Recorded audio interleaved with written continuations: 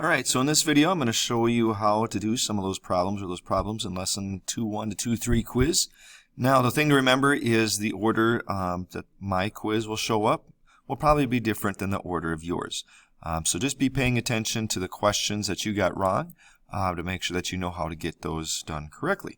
So let's go ahead and get started and see which one I start with.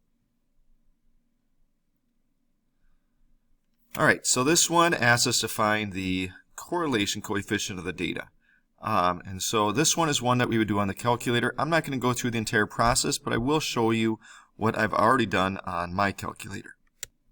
Alright, so if you look over here at the right now, I have my calculator screen up. So I've already entered in the data. I already did the two variable statistic process.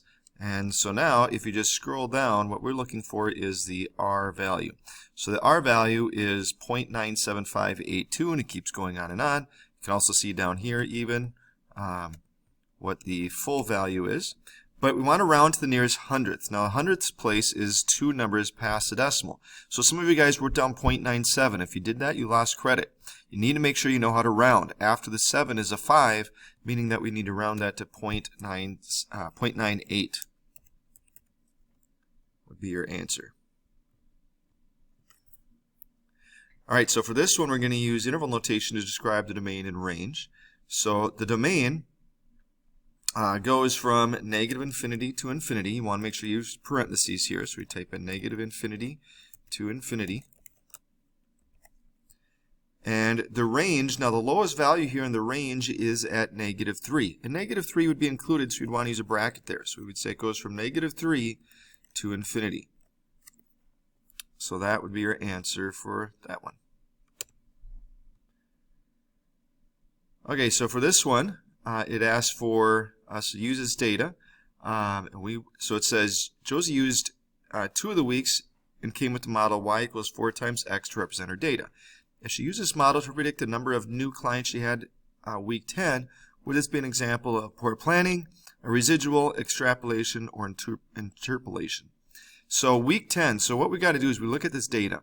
Now I understand that 10 is not listed in this data, but that's okay.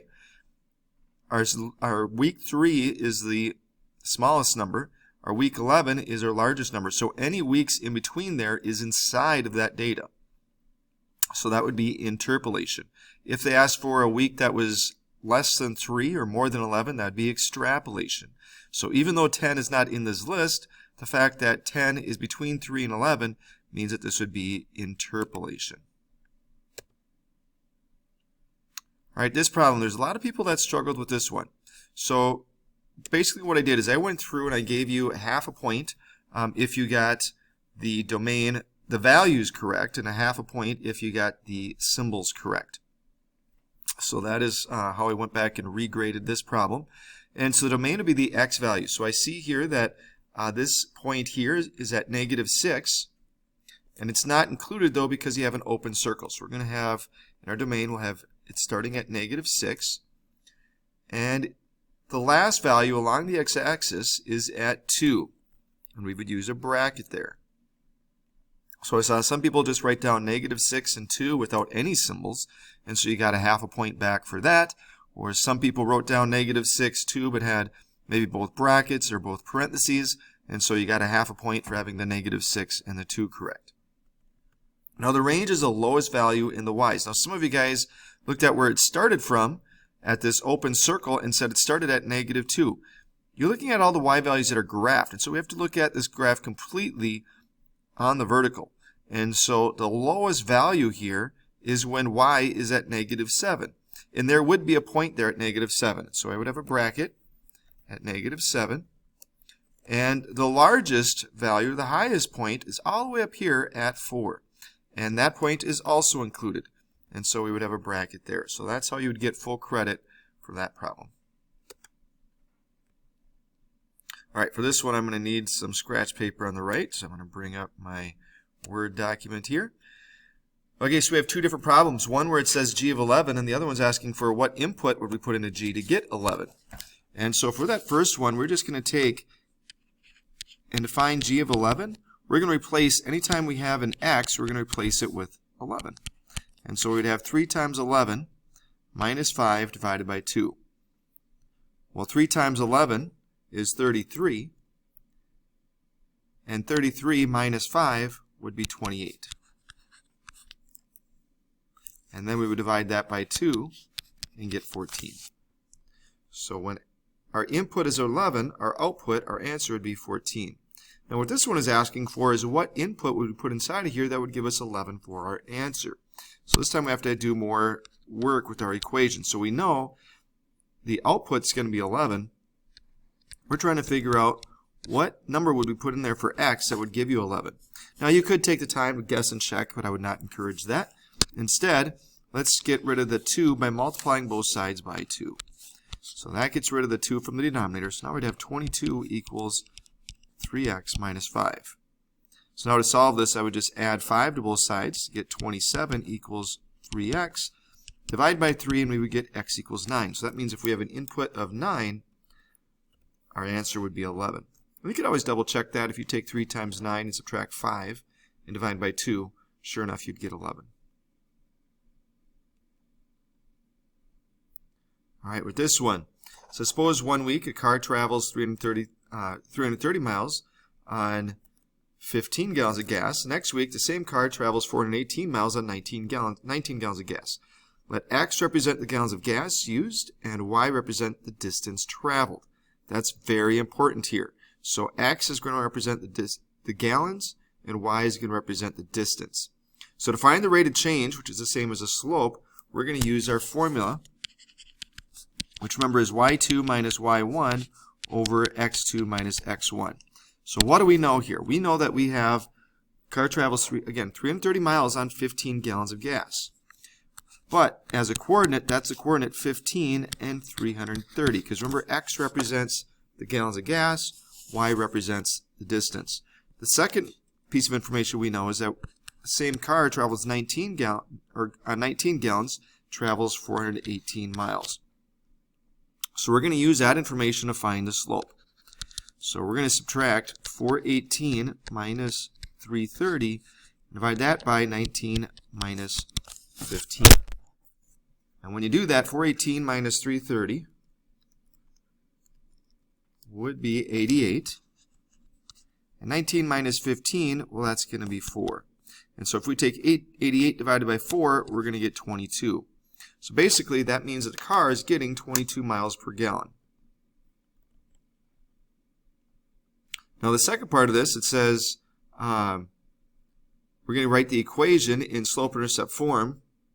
And now I've already got the y equals in there. So to do this, we're going to use this equation. Y minus y1 equals m times x minus x1. And so what I'm going to do now is I'm going to plug in what I know. Now I know my slope is 22. And the coordinate, I can use either coordinate. So I'm just going to use a smaller one. I'm going to use the 15 and the 330. So to solve that, I'm going to start by distributing the 22 through. And when I do that, I would get 22x minus 22 times 15. Oops, 22 times 15 is 330. And so now I would add 330 to both sides, and so I would just get y equals 22x. Now some of you guys tried putting 22x plus 0, and it didn't fit. Well, if you just have plus 0, that doesn't mean anything. So you just type in 22x. But I saw some people just write down 22x plus, and I gave you credit back for that. Also, know that if you got the wrong answer for part A, like let's say if you got 18 as your answer for part A, and if you wrote down as your equation y equals 18x, because that's what it would be, I went back and I gave you credit for that. So if you got the first part wrong, I looked to see if I could give you credit for the second part.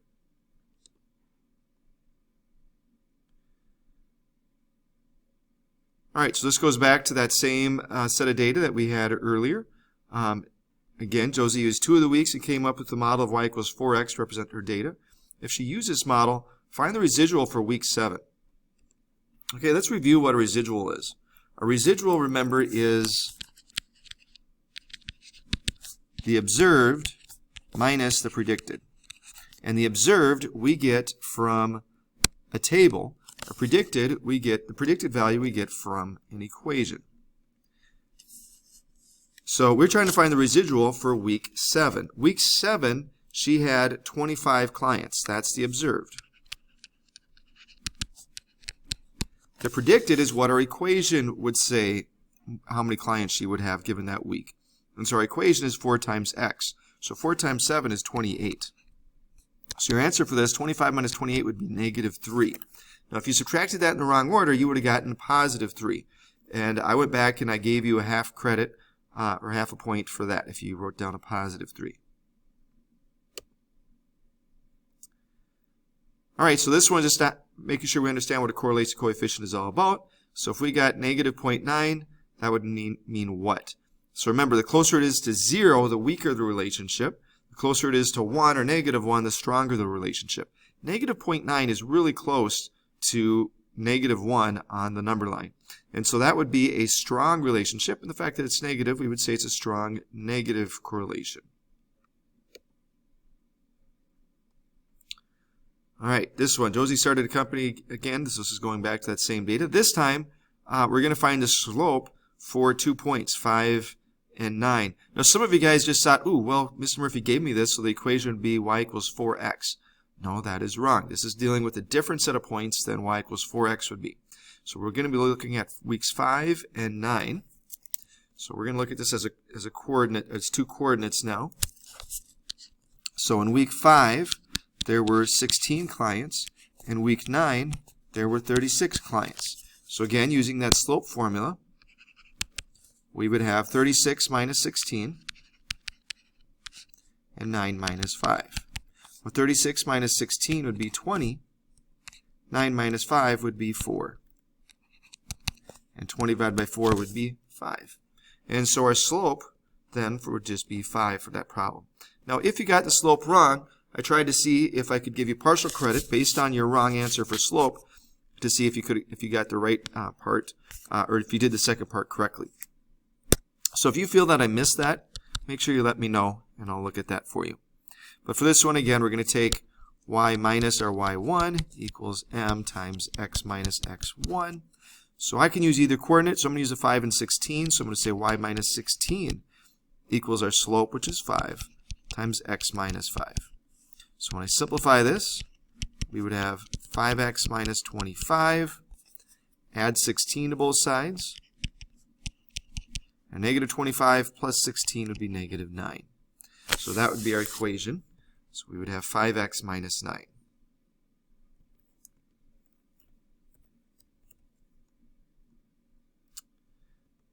And then lastly, it says, using your model, how many new clients would you have in week 10? So again, if what I did is I took whatever your equation that you got here in the second part, and I put 10 in there for x. And so if putting 10 in there for x would give you the answer that you got here, then I went back and I gave you a full point for that. But otherwise, in this scenario, 5 times 10 is 50, and 50 minus 9 is 41. So in week 10, based on her model, she'd predict that she'd have 41 clients that week. So that's the quiz. Again, if there's any one of these problems that you still don't quite understand, feel free to meet with me during office hours. Or if you feel like maybe one of these problems you should have gotten some points back based on some things that I said, shoot me an email and I will look at those individually. Otherwise, I hope that this clears up any confusion you may have had.